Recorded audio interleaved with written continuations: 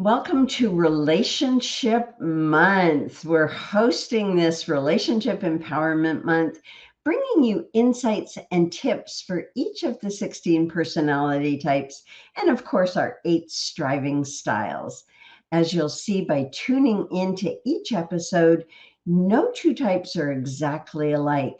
But when we understand what drives the behavior of each of the styles, how they bond, how they romance, what they're like in communication, you'll understand more about how you need to shift your own behavior then in order to be more effective in relating to each and every one of the personality types. So let's just get started with our ENTP performer relationship style. This style is charismatic and exciting, and they're always up for a good time. They have a keen ability to think on their feet. They're always creative with problems, they're intelligent, and they have this infectious energy that draws people in, seeking experiences, exploring new ideas. They're the extroverted, intuitive type. And of course, this is the type that loves new things. It loves new experiences and exploring new ideas.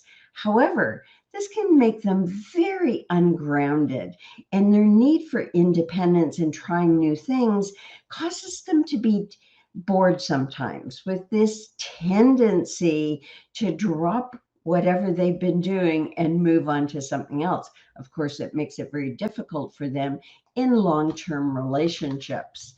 They have that way of being in relationship that makes it difficult sometimes for people to really feel secure with them. And so sometimes their relationships can be very short-lived, and they're quick to jump into a new romance only to lose interest once the initial excitement wears off.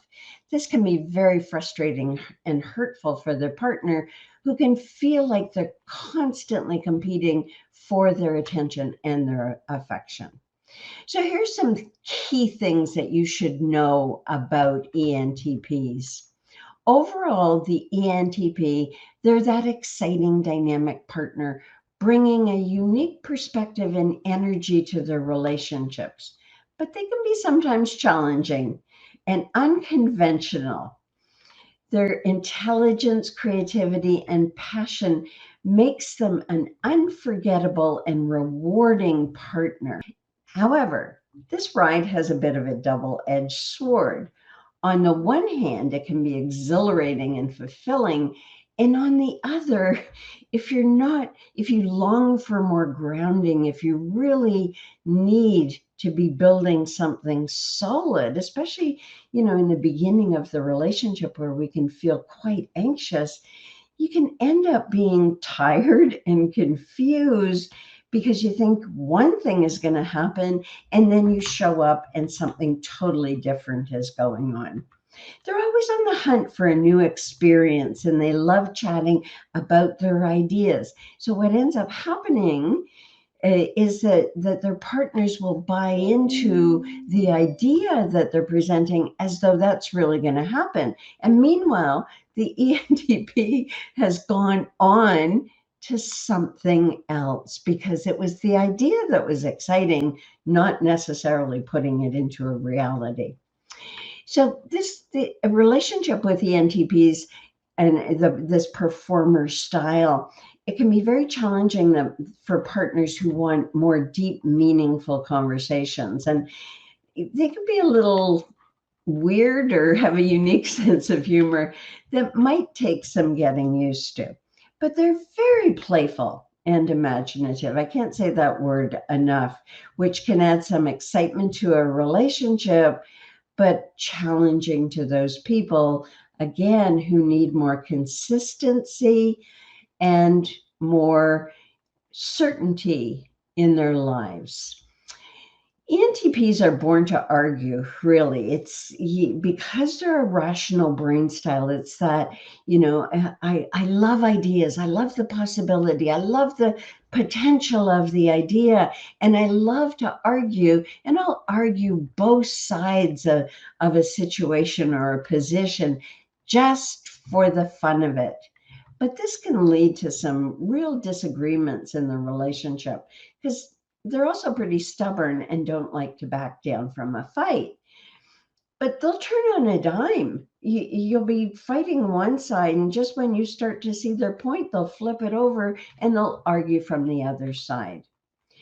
But their desire to understand different perspectives, it does make them great mediators. It allows them to see people's points and problem solve and come up with solutions to any issue that might be going on.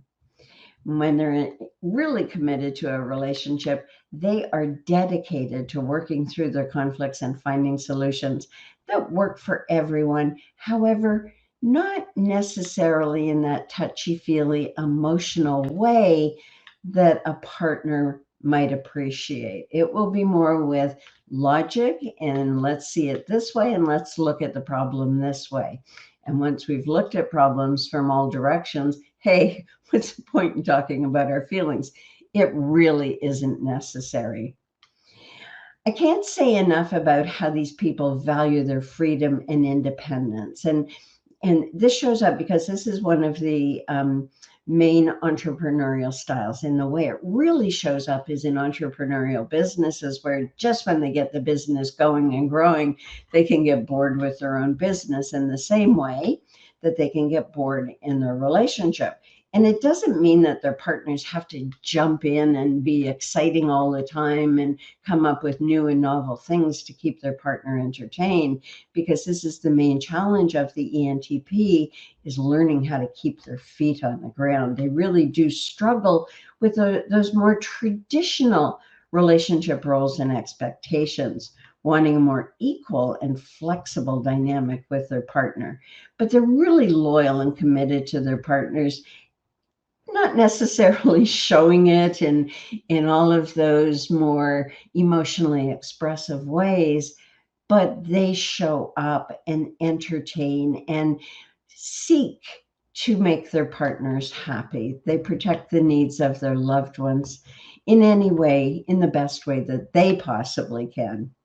So there's so many more wonderful things I can tell you about the ENTP performer style. And if you want to check out more information, go to nowfixyourrelationship.com, where you'll find out more reports and more information about the ENTP and more resources on all of the personality styles. So if you're someone who is struggling in a relationship, because of the self-protective, codependent, unconscious behaviors of the ENTP, that's the place to get help and support. So let's look at how they bond, how they form relationships. Remember that they're rational brain styles. So their way of becoming one in the relationship is that they are the center of the universe. They bond, and they are the center of the relationship that both people revolve around. Their bonding requires they receive attention from their partner because their sense of security requires that they have positive mirroring. They want their partner to recognize and approve and notice them. They maintain their connection with their partner through their love of exploration and creativity, intellectual stimulation, and they want their partner to participate and play with them in the world of ideas. And so while they're looking for new and different ways of exciting their partner might not need a whole lot of excitement, but it's the ENTP that believes that if they're bored, their partner's going to be bored, or if they're doing the same things, then there's no place for them to get their predominant need for recognition met. So while they need somebody in their life as a partner to be stable, to hold their feet to the ground, and to be able at the same time to keep up with their quick-witted, playful nature, their partners really do need to be able to hold them. I always say it's one of the key roles of anyone who's in a relationship with the ENTP. Expect to do a lot of holding and saying, sounds like a fun idea. However, and then the partner ends up seeming like the naysayer in the relationship, while the ENTP, in their Peter Pan approach to life, thinks that the partner is raining on their parade. And this can create a whole lot of conflict for them. As I was saying this, I was thinking about a client of mine who he had a fairly large organization, and he would label people as party poopers and naysayers. And if they started talking negative, what he considered negative, even raising issues in the organization, he would stop them and ask them to leave the office. He had zero tolerance to anybody thinking in any other way but positive and optimistic.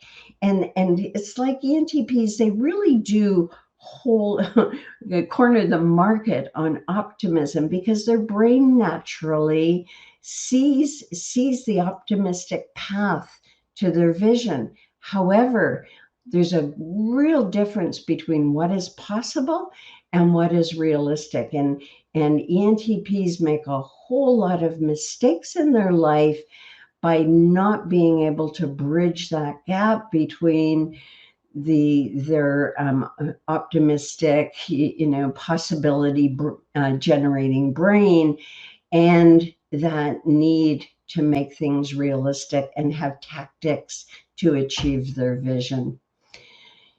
So what happens in the relationship? What sort of problems is the partner going to have? Because when you're in a relationship with an ENTP, you have to be prepared for the unexpected and tether your feet to the ground. They'll keep you on your toes, so you'll never know what's going to happen next. They might say, for example, I don't know if I like the city that we're living anymore. I think I'll move ourselves and our family across the country just to see what that experience will be like. Meanwhile, you've just established a community and a group of friends and have a job, and you're getting your social needs met in the city that you're in, and they want to throw everything into chaos because that's what they're good at. So they may drag you along for the ride. And if you're not up for the challenge, you can be fighting all the time. You can actually start thinking that, hey, I'm the only adult in this conversation. At the end of the day, being in a relationship with an ENTP, while it's thrilling, what it turns you into as their partner doesn't make you feel particularly great about yourself.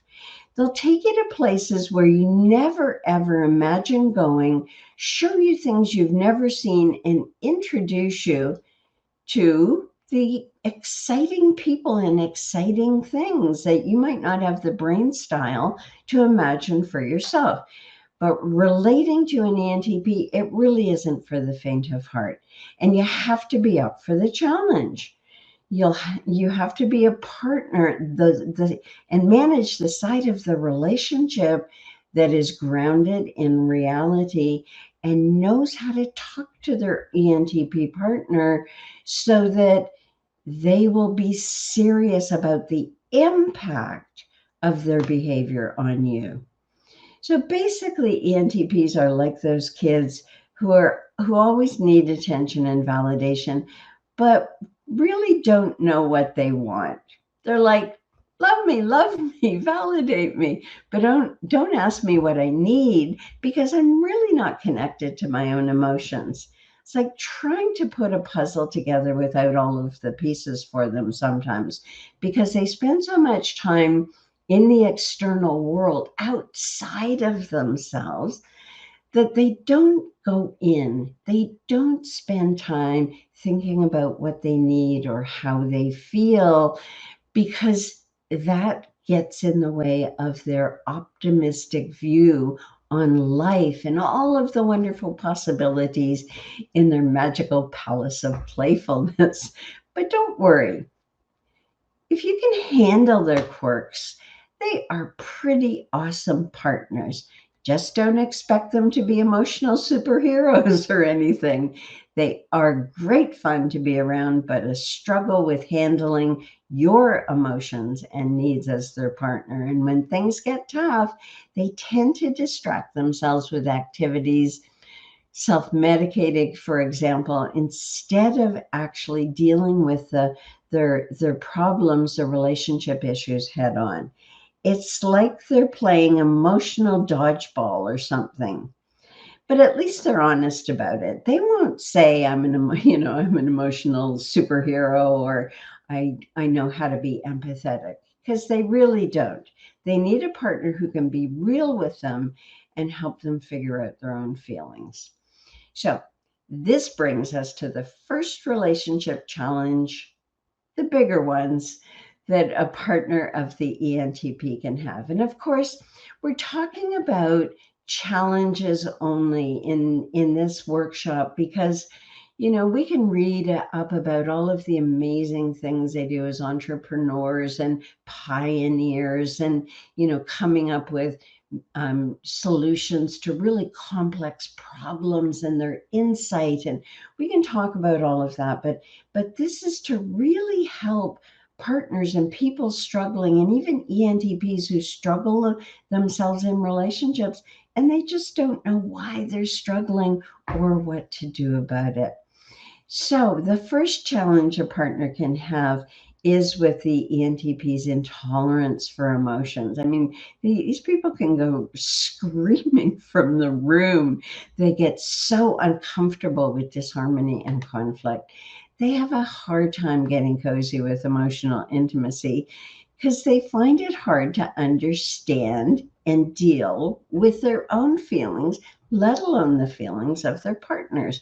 Their rational brain sort of says something like, how can this possibly be fun or helpful or useful or anything when dealing with the intersubjective, or why someone feels the way they do? And it can trigger them into withdrawing emotionally from their partners.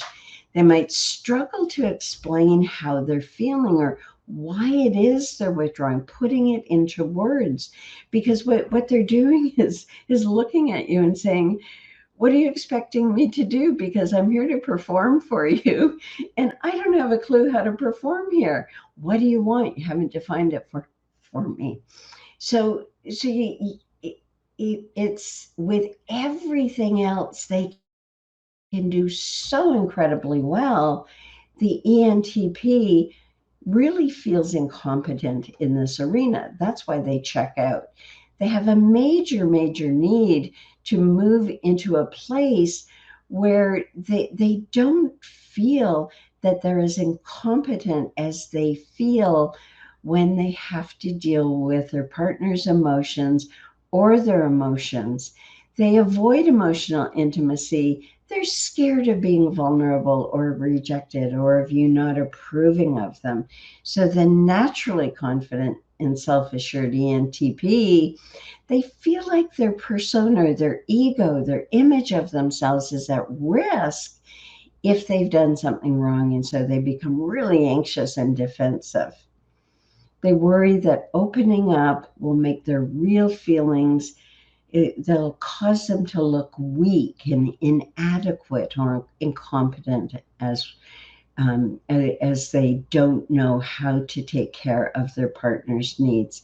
And this fear of vulnerability keeps them from emotional growth. It stunts them emotionally because they keep avoiding it to save themselves from rejection. But really, that's not good for building a strong relationship. It's why they'll check out of relationships and move on to another relationship, because starting new things is so much more fun and exciting than having to get in and work through the challenges of a maturing relationship. So if you're in a relationship with an ENTP and you want to help them tolerate their emotions, and this is the thing, we have to build tolerance. What you can do is set a space for them, create a space for them where they can feel safe to share their feelings, and don't expect them to talk very much about it. Give them some cues, give them some clues to what they might be feeling, because they struggle to understand their own feelings. So helping to recognize their feelings. And so it might sound something along the lines of, I'm upset with you, and that may feel threatening to you. However, the relationship isn't at risk at all. I'm simply expressing my feelings to you. So it's likely unsettling because I know how much you need recognition and approval and how hard you try.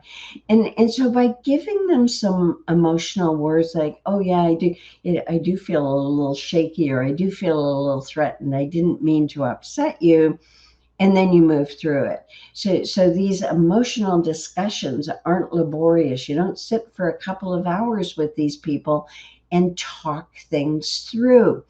That you treat emotional situations as transactional. They're not the main event. And what we're always going for in our relationship discussions is to be heard and understood. And if there's an issue, to bring the issue up, to discuss the issue, and to problem solve it.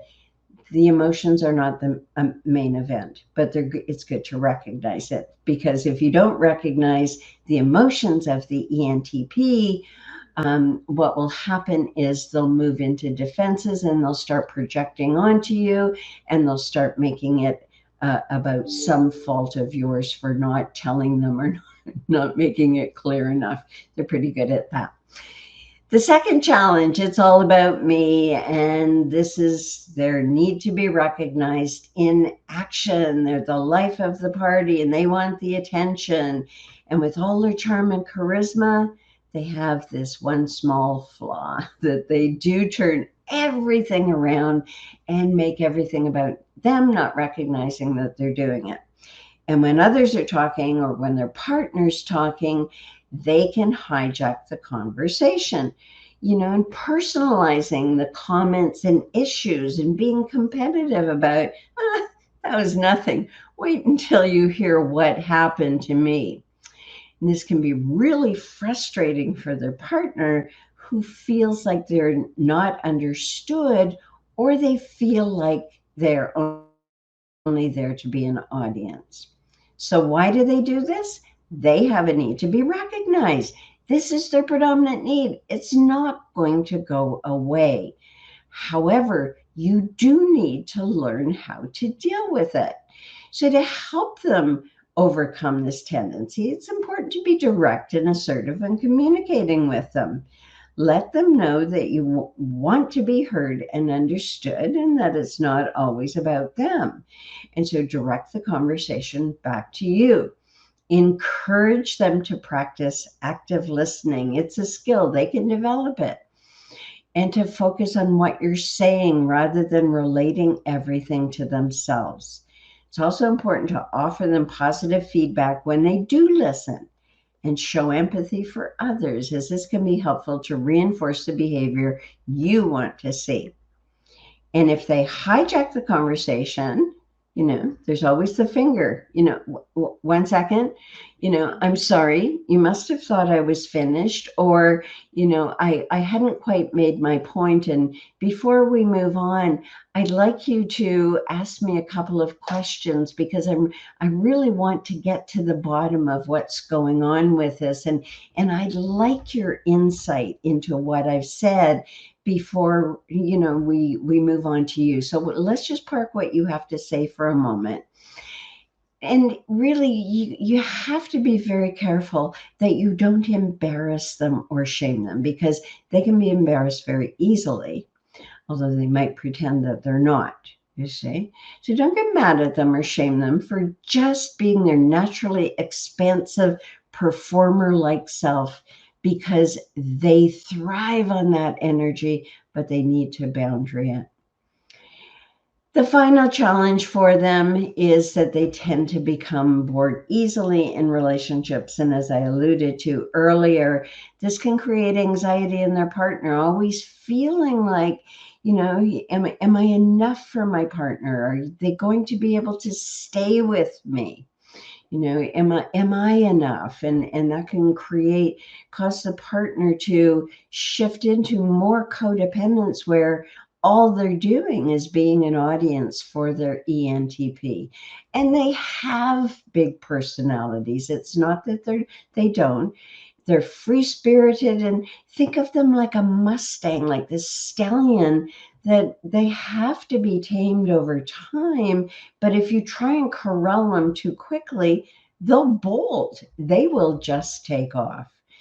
And it can cause some issues in their relationship, certainly, with more structured partners who have an expectation of how the relationship should go on time, on purpose, like a well-trained show pony trotting along in a perfect routine. That's not your ENTP. And so if you're expecting that, you have to really work at letting go of that expectation. Otherwise, your ENTP is just going to ride off into the sunset.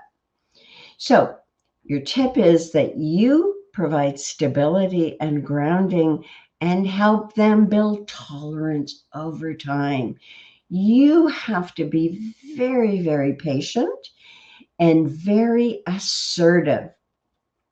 Can't just be a doormat building resentment, letting them run roughshod over you, or using passive aggressive behaviors to pay them back for taking up too much space or being too much or destabilizing you in the relationship.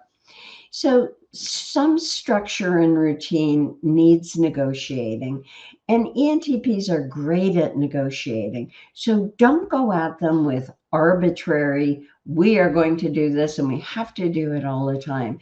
There always has to be space for them to generate some options so that they can feel the freedom to bring fun, spontaneity, and flexibility, while at the same time living up to their commitments. You don't want to enable the Peter Pan syndrome in the ENTP.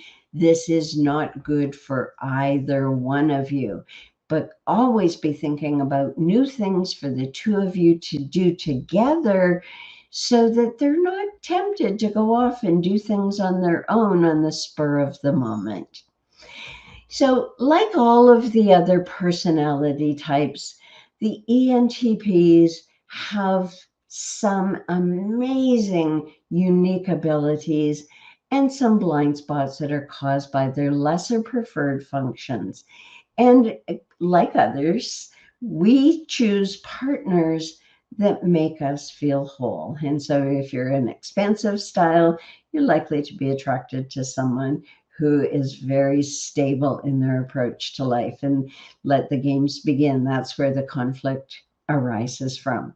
And if you want to know more about the ENTP or any of the other personality types, check out Now Fix Your Relationship. We have a relationship toolkit for the ENTP and all of the other personality types, which includes in-depth video training on all things ENTP.